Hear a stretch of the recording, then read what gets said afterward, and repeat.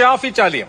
കേരളത്തിൽ UDF ഭൂരിപക്ഷം കിട്ടിയപ്പോഴൊക്കെ കോൺഗ്രസിനായിരുന്നു കൂടുതൽ സീറ്റുകൾ. രണ്ടാമത്തെ വലിയ ഘടകകക്ഷി മുസ്ലിം ലീഗാണ്. ഇനി 2026 UDF ഭൂരിപക്ഷം കിട്ടുന്നത് എങ്കിൽ ഒരു പ്രസംഷനാണ്. അവിടെയും കോൺഗ്രസിനായിരിക്കും കൂടുതൽ നമ്പേഴ്സ്. അപ്പോൾ സ്വാഭാവികമായും കോൺഗ്രസിന്റെ പ്രതിനിധി മുഖ്യമന്ത്രിയാവും. ഇതാണ് നടക്കേണ്ടത്, ഇതാണ് നടന്നുകൊണ്ടിരിക്കുന്നത്. പക്ഷെ അവിടെ മുസ്ലിം ലീഗിന്റെ ശക്തി അനുസരിച്ച് മുസ്ലിം ലീഗിന് ഉപമുഖ്യമന്ത്രി പദം ന്യായമായും ക്ലെയിം ചെയ്യാമല്ലോ. നിങ്ങൾ അത് ക്ലെയിം ചെയ്യാതിരിക്കുന്നത് ആരെ പേടിച്ചാണ്? ബഹുമാനപ്പെട്ട സാദിഖ് അലി തങ്ങളുടെ ഒരു കമന്റ് അല്ല, ഒരു റിപ്ലൈ, അതായത് ഒരു ആക്ഷനോടുള്ള റിയാക്ഷൻ, അതായിരുന്നു ഇപ്പൊ നമുക്ക് ചർച്ചക്കിടയായ കാരണം. അപ്പോ ഈ സാദിഖ് അലി തങ്ങൾ തന്നെ വളരെ ശക്തമായി പറഞ്ഞിട്ടൊരു വാക്കുകൂടുണ്ട്. ആ വാക്ക് വിസ്മരിച്ചുകൊണ്ട് ഈ ചർച്ച നിങ്ങൾ മുന്നോട്ട് പോകരുത്. കോൺഗ്രസിന്റെ മുന്നേ നടക്കാനല്ല, കോൺഗ്രസിനെ മുന്നിൽ നിർത്താനാണ് ലീഗിന്റെ ആഗ്രഹം. അഭിലാഷ് കേട്ടിട്ടില്ലേ അത്? കോൺഗ്രസിന്റെ മുന്നിൽ പോയി നടക്കാനല്ല, കോൺഗ്രസിന്റെ പിന്നിൽ പോയി നിൽക്കാനും കോൺഗ്രസിനെ മുന്നിൽ നിർത്താനുമാണ് ഞങ്ങൾ ആഗ്രഹിക്കുന്നത് എന്നത് അനവധി തവണ സാദിഖ് അലി തങ്ങൾ അർത്ഥശങ്കയില്ലാത്ത വിധം പറഞ്ഞിട്ടതും കൂടി ഈ ചർച്ച നയിക്കുമ്പോൾ അഭിലാഷ് കൊള്ളാം. അഭിലാഷേ, ഒരു കാര്യം ആമുഖമായി പറയട്ടെ. ലീഗ് ഉപദേശങ്ങൾ വിലക്ക് വാങ്ങാറില്ല. ലീഗിൻ്റെതായ നിലപാടുകളുണ്ട്, ലീഗിൻ്റെതായ രാഷ്ട്രീയമുണ്ട്, ലീഗിൻ്റെതായ ആശയങ്ങളുണ്ട്, മുന്നണി മര്യാദ കൂടി ലീഗിൻ്റെതായിട്ട് മുസ്ലിം ലീഗ് എന്ന് പറയുന്ന പ്രസ്ഥാനത്തിനുണ്ട്, അല്ലേ?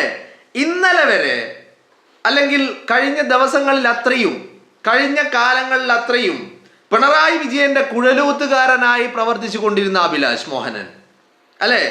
ഇന്നലെ വരെ അഭിലാഷിന് ജമാഅത്തെ ഇസ്ലാമി ആയിരുന്നു വിഷയം. എന്ന് മുതൽ ജമാഅത്തെ ഇസ്ലാമി വിഷയമായി അഭിലാഷിന് എന്ന് പറഞ്ഞാൽ വളരെ കൃത്യമായിട്ട് ജമാഅത്തെ ഇസ്ലാമിക്കാരന്റെ വോട്ട് പിണറായി വിജയൻ അല്ല എന്ന് അവർ പ്രഖ്യാപിച്ച ആ നിമിഷം മുതൽ.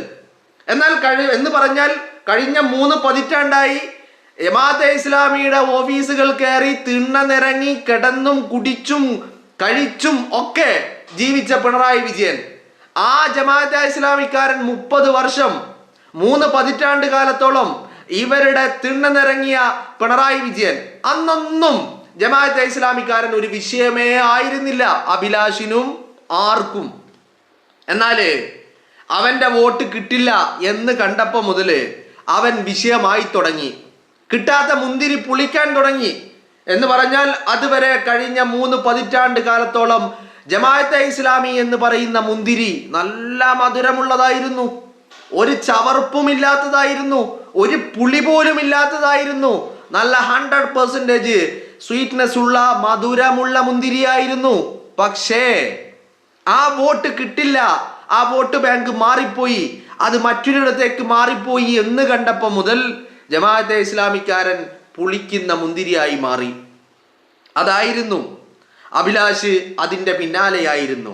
സഖാക്കൾക്ക് വേണ്ടിയിട്ട്, പിണറായി വിജയന് വേണ്ടിയിട്ട് ഓടിക്കൊണ്ടിരിക്കുകയായിരുന്നു അഭിലാഷ്. എന്നാൽ ഇപ്പോ എക്സിറ്റ് പോൾ ഫലങ്ങൾ പുറത്തു വരുമ്പോ വളരെ കൃത്യമായിട്ട് UDF ആണ് അധികാരത്തിലേക്ക് എന്ന് കാണുമ്പോൾ അഭിലാഷിന്റെ പുതിയ ഒരു ലൈൻ, പുതിയ ഒരു ചർച്ച ഉണ്ടാക്കിയെടുക്കുകയാണ്. മനസ്സിലായില്ലേ? ഇത്രയും ദിവസം ആരാണ് മുഖ്യമന്ത്രി എന്നതിനെക്കുറിച്ച് ഈ അഭിലാഷ് അടക്കമുള്ള ആളുകൾ ചർച്ചകൾ ഉണ്ടാക്കി. എന്നാൽ തെരഞ്ഞെടുപ്പ് ഫലം വന്നപ്പോ, എക്സിറ്റ് പോൾ ഫലങ്ങൾ വന്നപ്പോ തലയിൽ ആൾതാമസമുള്ള അഭിലാഷിനെ പോലെയുള്ള സഖാക്കൾക്ക് ഒരു കാര്യം മനസ്സിലായി.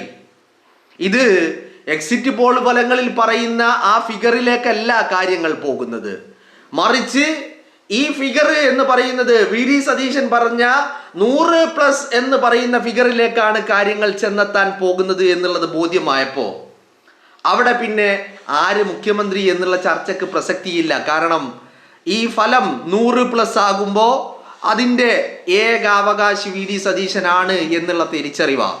അപ്പോൾ ഇനി എന്താണ് ചർച്ച? ഇനി അടുത്ത കുത്തിത്തിരിപ്പ്. ഞാൻ തിരിച്ചൊരൊറ്റ ചോദ്യമേ ചോദിക്കുന്നുള്ളൂ.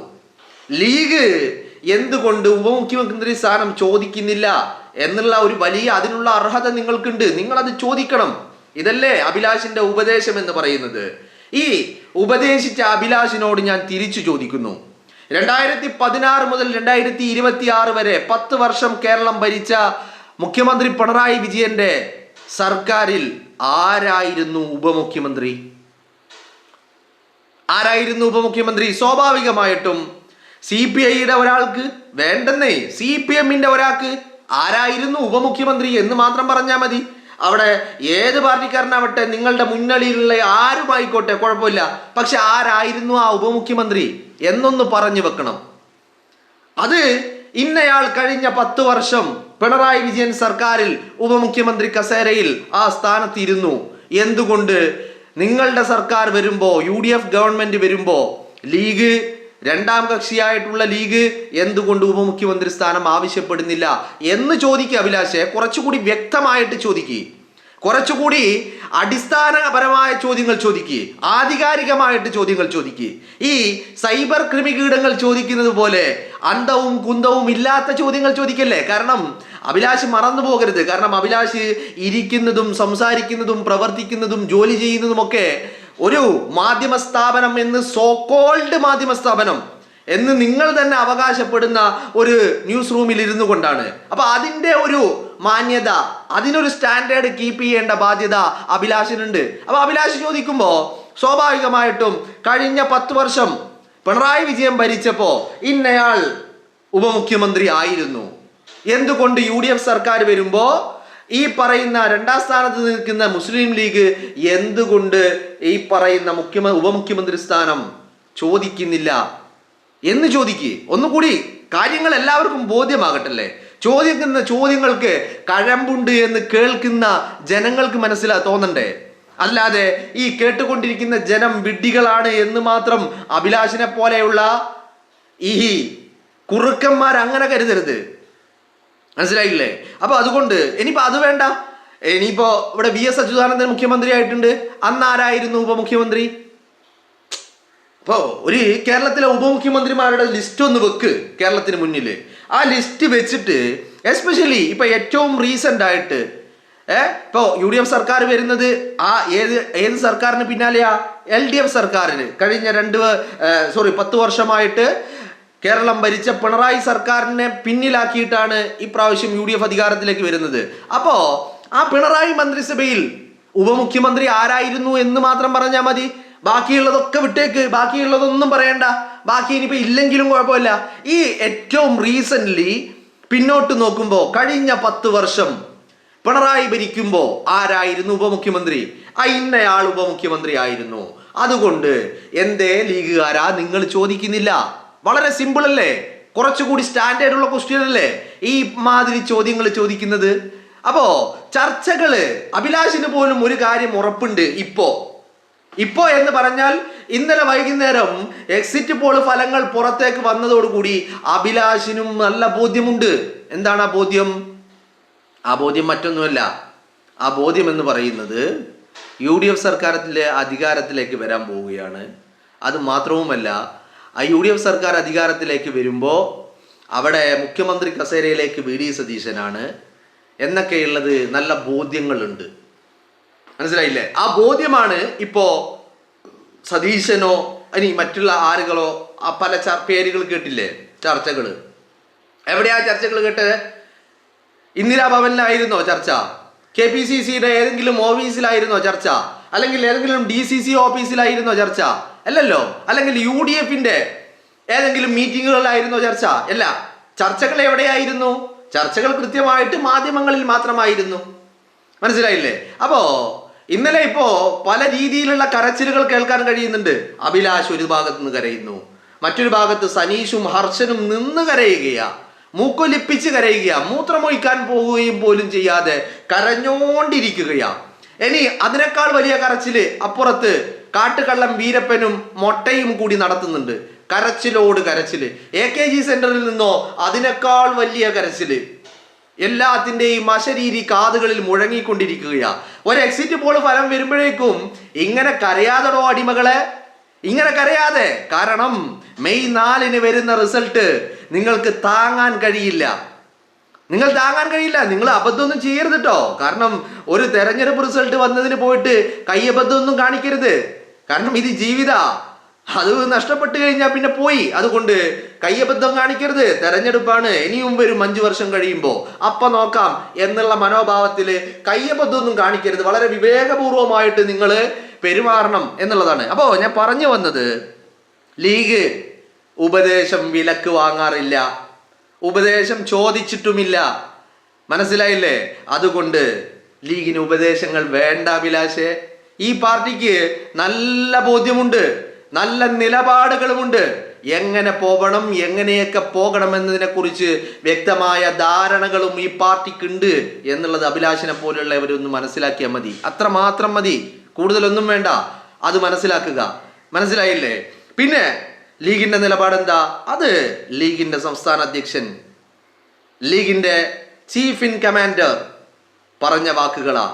ഈ പാർട്ടി ആരെയും മറികടക്കാനോ അല്ലെങ്കിൽ ആരെങ്കിലും തള്ളി താഴെയിടാനോ ഒന്നുമല്ല. ഈ പാർട്ടി, ഈ UDF എന്ന് പറയുന്ന ആ ഒരു സംവിധാനം, ടീം UDF, അതിന് മിഡ്ഫീൽഡിൽ നിന്നുകൊണ്ട് കളി മെനഞ്ഞ് ബോളുകൾ ഫോർവേഡിലേക്ക് എത്തിക്കുക എന്നുള്ളതാണ് ഈ പറയുന്ന ലീഗിന്റെ പൊസിഷനിങ് എന്ന് പറയുന്നത്, ലീഗിന്റെ ഉത്തരവാദിത്തം എന്ന് പറയുന്നത്. അല്ലേ? നിങ്ങൾ കണ്ടിട്ടില്ലേ? ഇപ്പൊ നമ്മള് ചില ലോകോത്തര കളിക്കാരെയൊക്കെ എടുത്തു നോക്കി കഴിഞ്ഞാൽ സ്ട്രൈക്കർമാരെക്കാളും വെല്ലുന്ന മിഡ്ഫീൽഡ് പാടവമുള്ള ആളുകൾ നമ്മൾ കണ്ടിട്ടുണ്ട്. ചിലപ്പോ ആ സ്ട്രൈക്കർമാര് കൂടെ ഈ മിഡ്ഫീൽഡിൽ കളിക്കുന്ന ആളുകൾ ഇല്ലെങ്കിൽ ആ സ്ട്രൈക്കറുടെ ഫോം ഒന്ന് മങ്ങുന്നതും നമുക്ക് കാണാൻ കഴിയും. അല്ലെ? ഗോൾ അടിച്ച് കൂട്ടുന്ന സ്ട്രൈക്കർ ഒരു പക്ഷേ പരിക്ക് പറ്റിയിട്ടോ അല്ലെങ്കിൽ വിശ്രമമോ എന്തൊക്കെ ആയിട്ട് ഒരു മിഡ്ഫീൽഡർ അന്ന് കളിക്കുന്നില്ലെങ്കിൽ അന്ന് ആ സ്ട്രൈക്കർക്ക് ചിലപ്പം ഗോൾ അടിക്കാൻ പറ്റിയെന്ന് വരില്ല. എന്താ കാര്യം? എന്നാൽ മിഡ്ഫീൽഡർ ഇല്ല. ആ മിഡ്ഫീൽഡറാണ് പന്ത് എത്തിച്ചു കൊണ്ടിരുന്നത്. എതിർ പോസ്റ്റിലേക്ക്, എതിർ കോർട്ടിലേക്ക് പന്ത് എത്തിച്ചു കൊണ്ടിരുന്നത് ആ മിഡ്ഫീൽഡറാണ്. ആ മിഡ്ഫീൽഡർ അന്ന് കളിക്കാൻ ഇറങ്ങിയിട്ടില്ല. അതുകൊണ്ട് അന്ന് ആ സ്ട്രൈക്കർ ഫോം ഔട്ടായി പോയി. അങ്ങനത്തെ കളികൾ നമ്മൾ കണ്ടിട്ടില്ലേ? അതുപോലെയാണ് കോൺഗ്രസ് സ്ട്രൈക്ക് ആക്രമിച്ച് കളിക്കുമ്പോൾ പിന്നിൽ നിന്ന്, മധ്യനിരയിൽ നിന്ന് മധ്യനിരയെ ശക്തിപ്പെടുത്തി പ്രതിരോധങ്ങൾ തീർത്തും ആക്രമണങ്ങൾക്കുള്ള ആയുധങ്ങൾ സപ്ലൈ ചെയ്തുകൊണ്ടുമാണ് ലീഗ് ഈ മുന്നണിയിൽ നിലനിൽക്കുന്നത് എന്നുള്ള കാര്യം മനസ്സിലാക്കണം. മനസ്സിലായില്ലേ? എന്ന് പറഞ്ഞാൽ ടീം UDF എന്ന് പറയുന്ന ടീമിന്റെ നട്ടെല്ലായിട്ട് ലീഗ് അവിടെ ഉണ്ടാകും. ലീഗ് നിൽക്കുന്നത് മുന്നിലല്ല, ലീഗ് നിൽക്കുന്നത് പിന്നിലാണ് എന്ന് പറഞ്ഞാൽ അതൊരു കവചമാണ്, അതൊരു പിൻബലമാണ്, അതൊരു ശക്തിയാണ്, അതൊരു താങ്ങാണ്. ആ താങ്ങായിട്ട് ലീഗ് അവിടെ ഉണ്ടാകും. മനസ്സിലായില്ലേ? ലീഗ് അല്ലെങ്കിലും അധികാരത്തിന് വേണ്ടിയല്ല. ലീഗ് പ്രവർത്തിച്ചതും പ്രവർത്തിച്ചു കൊണ്ടിരിക്കുന്നതും ഒന്നും അധികാരത്തിന് വേണ്ടിയല്ല. മനസ്സിലായില്ലേ? അഭിലാഷിനെ പോലെയുള്ളവർ അതൊന്നും മനസ്സിലാക്കണം. സ്വാഭാവികമായിട്ടും ഒരു ജനാധിപത്യ പ്രക്രിയ കഴിയുമ്പോൾ ലീഗ് അധികാരത്തിലേക്ക് ഉണ്ടാകും, അത് മറ്റൊരു കാര്യം. പക്ഷേ അത് മാത്രം ലക്ഷ്യം വെച്ചിട്ടല്ല ലീഗ് എന്ന് പറയുന്ന ഈ പ്രസ്ഥാനം പ്രവർത്തിച്ചു കൊണ്ടിരിക്കുന്നത്. അതുകൊണ്ട് അഭിലാഷിന്റെ ഉപദേശം ഇങ്ങോട്ട് ആവശ്യമില്ല. ലീഗ് ഹൗസിലേക്ക് ഉപദേശം വാങ്ങാറില്ല. ലീഗ് പാണക്കാട്ട് തങ്ങള് ആ ഉപദേശം അങ്ങോട്ട് കൊടുക്കാറാണ്. അതാണ് പതിവ്, അതാണ് ശീലവും. ഇനി ആ ഉപദേശം കിട്ടണമെന്നുണ്ടെങ്കിൽ അഭിലാഷിനെ പോലെയുള്ളവർക്ക് ചൊവ്വാഴ്ച ദിവസങ്ങളിൽ പാണക്കാട്ടെ കൊടപ്പനർക്ക തറവാട്ടിലേക്ക് വരാം. അവിടെ വന്നു കഴിഞ്ഞാൽ ആ ചൊവ്വാഴ്ച ദിവസം ആയിരങ്ങൾ അവിടെ വരാറുണ്ട്. അവിടെ വരുമ്പോൾ അവർക്കെല്ലാവർക്കും വേണ്ട ഉപദേശ നിർദ്ദേശങ്ങളും കൊടുക്കാറുണ്ട്, ആശ്വാസങ്ങൾ പകരാറുണ്ട്, ചേർത്ത് പിടിക്കലുകൾ നടത്താറുണ്ട്. അഭിലാഷിനും വരാം, എന്നിട്ട് ഉപദേശങ്ങളൊക്കെ സ്വീകരിച്ചു പോകാം. ലീഗ് ഹൗസ് ടെൻഡർ വിളിച്ചിട്ടില്ല, ഉപദേശങ്ങൾ ആവശ്യമുണ്ട് എന്ന് പറഞ്ഞിട്ട്. അത് ആവശ്യമുള്ള ഇടമുണ്ട്, AKG സെന്ററിൽ പോയി കൊടുക്കൂ. മനസ്സിലായില്ലേ? അഭിലാഷിന്റെ വേല കയ്യിൽ വെച്ചാൽ മതി, അത് വേണ്ട. അപ്പൊ അത്രയേ ഉള്ളൂ, വളരെ സിമ്പിൾ ആണ്. അപ്പോ ഈ ചർച്ചകളൊക്കെ ഉണ്ടാക്കുമ്പോൾ ഒന്നെങ്കിലും ഒരിക്കലെങ്കിലും ജസ്റ്റ് ഒന്ന് ചിന്തിക്കണം. ഇരിക്കുന്നത് ന്യൂസ് റൂമിലാണ്, അവകാശപ്പെടുന്നത് മാധ്യമ പ്രവർത്തകൻ എന്നാണ്. അപ്പോ അതിൻ്റെ ഒരു സ്റ്റാൻഡേർഡ് കീപ്പ് ചെയ്തുകൊണ്ടുള്ള ചർച്ചകൾ കൊണ്ടുപോകാനുള്ള ഒരു മനസ്ഥിതി, ഒരു മനോഭാവം, ഒരു മെന്റാലിറ്റി അത് ഉണ്ടാവണം എന്നുള്ളതാണ് പറയാനുള്ളത്.